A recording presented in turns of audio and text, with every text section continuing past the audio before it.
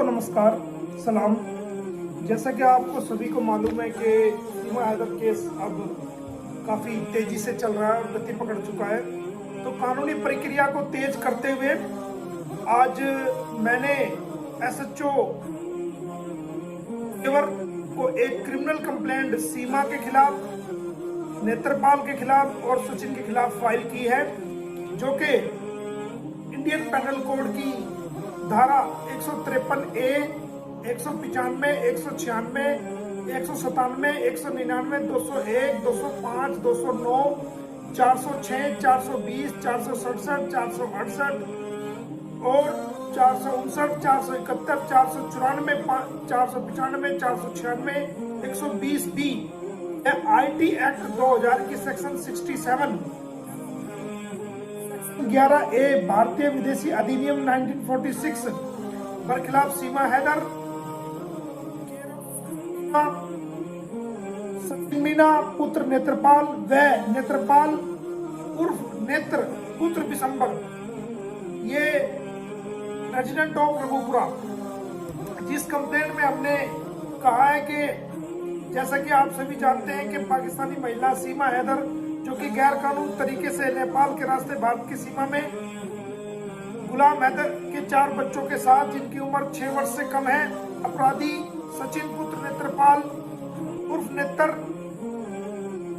अम्बेडकर निवासी रघुपुरा उत्तर प्रदेश की मदद से भारत की सीमा में प्रवेश कर गई थी, जिसे रघुपुरा पुलिस द्वारा 3/7/2023 को सेक्टर 59 बल्लभगढ़ जिला फरीदाबाद हरियाणा से गिरफ्तार करके रघुपुरा पुलिस द्वारा कोर्ट में पेश किया गया था और उसके 4 नाबालिग बच्चों को बरामद कर लिया गया था तथा अपराधी सचिन को भी उसके साथ गिरफ्तार कर लिया गया था, जिसके खिलाफ दिनांक 4/7/2023 को रघुपुरा पुलिस स्टेशन में एक सेक्शन 14, 1946 व 120B IPC के तहत मुकदमा दर्ज हुआ था और 7/7/2023 को अदालत से कुछ शर्तों पर सीमा हैदर को, नेत्रपाल को और सचिन को रिहा किया गया था।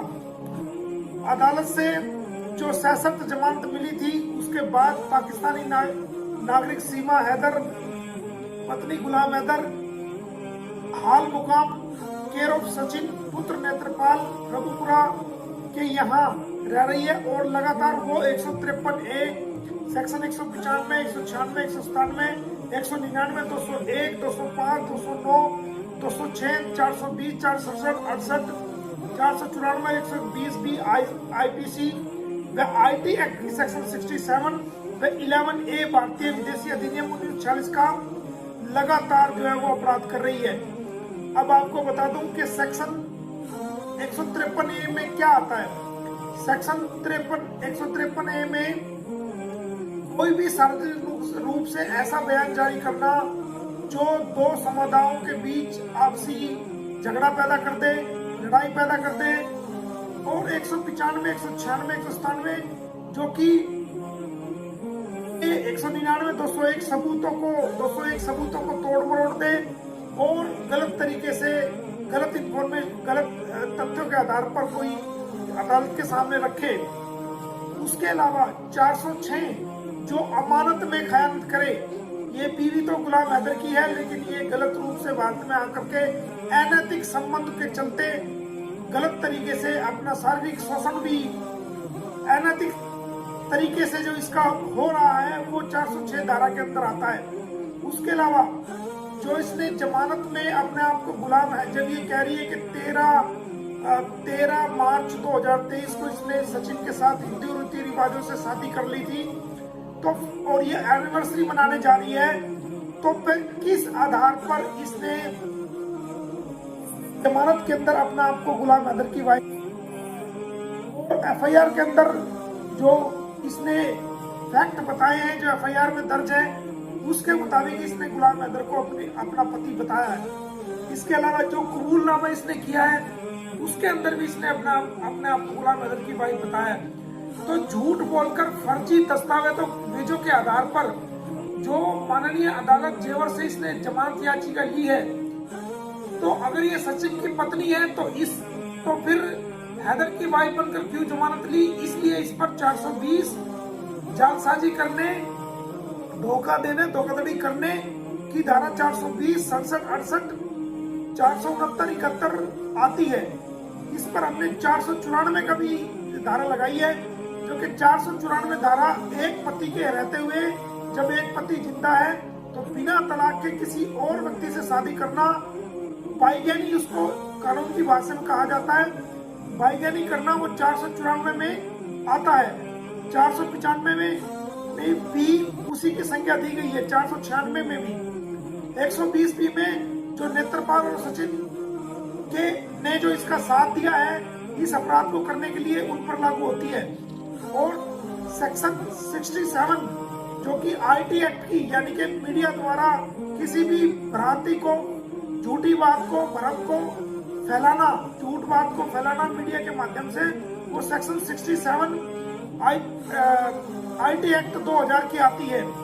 इसके अलावा सेक्शन ए विदेशी अधिनियम 1946 का भी अपराध किया है।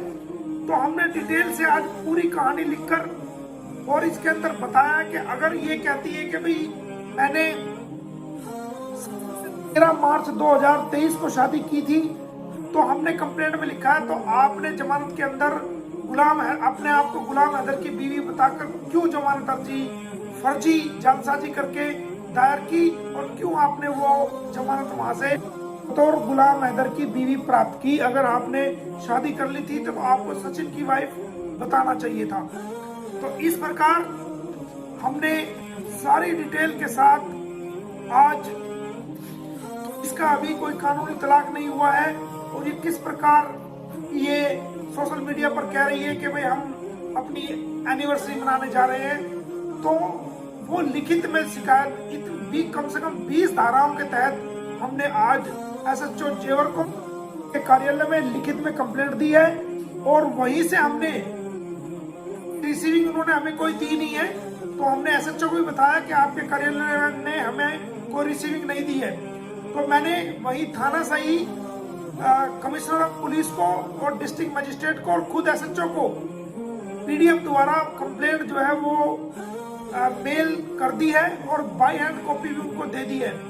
अब जल्द इसके खिलाफ एफआईआर दर्ज होगी और इन धाराओं में कम से कम 20 धाराएं हैं जिनके अंदर 7 साल से 10 साल तक की सजा का प्रावधान है। अगर ये एफआईआर दर्ज होने के बाद पुलिस इसको बुलाएगी और बाकायदा इसका बयान दर्ज करेगी कि आपके खिलाफ ये एलिगेशन है, आप बताइए। अगर ये कहती है कि मैंने सचिन से शादी कर ली 13 मार्च 2023 को, तो फिर तुमने कोर्ट में खुद को गुलाम की बीवी दिखाकर क्यों जमानत ली? तो इसके ऊपर 420, 467, 68, 471 जालसाजी की सारी धाराएं लगेगी। अगर ये कहती है कि नहीं मैं तो गुलाम की बीवी हूँ, तो फिर ये भारत देश को और देश के लोगों को क्यों गुमराह कर रही है? तो ये दोनों तरह से फंस चुकी है। अगर ये खुद को गुलाम की वाइफ बताएगी तो जब भी ये फंसेगी, और अगर ये खुद को सचिन की वाइफ बताएगी तब भी इस पर 420 की सेक्शन लागू होगी। और बहुत ही जल्द इस बात को पूरी दुनिया के लोग भी देखेंगे किस प्रकार इसने भारत को के लोगों को और दुनिया के लोगों को ये गुमराह करती चली आ रही है। और आपने देखा होगा कि आजकल नई नई ये डंडे ले कहती है कि हमारा देश है, हमारा देश। तेरा देश कहां से आ गया? तू तो घुसपैठी है। ये भारत तो भारतीयों का है, तेरा देश तो पाकिस्तान है, तेरा देश तो ये नहीं है। तेरा देश कैसे हो गया?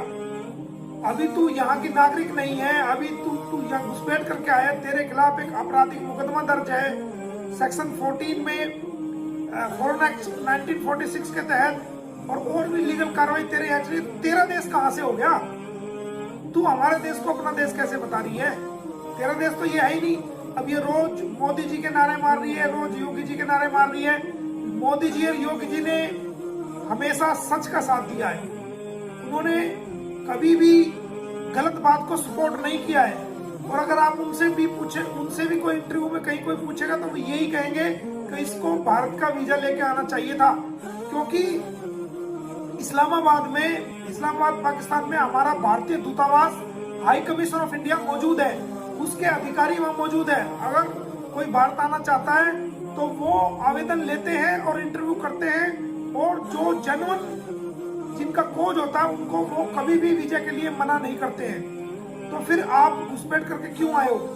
तो ये सब ड्रामे ये कर रही है, और आने वाले टाइम में आप देखना ये बचने के लिए और इससे बड़े बड़े ड्रामे करेगी। तो आप सभी भारतीयों को इसके ड्रामों से सतर्क रहना है, और जल्दी ये जेल जाएगी। हमने अपनी कानूनी कार्रवाई को तेज कर दिया है। उम्मीद है कि पुलिस प्रशासन, जिनको ये SHO जेवर को हमने कंप्लेंट दी है, पुलिस प्रशासन जो है वो जल्दी हमारी कंप्लेंट पर FIR दर्ज करके इसको, सचिन मीना को और नेत्रपाल को अरेस्ट करके कोर्ट में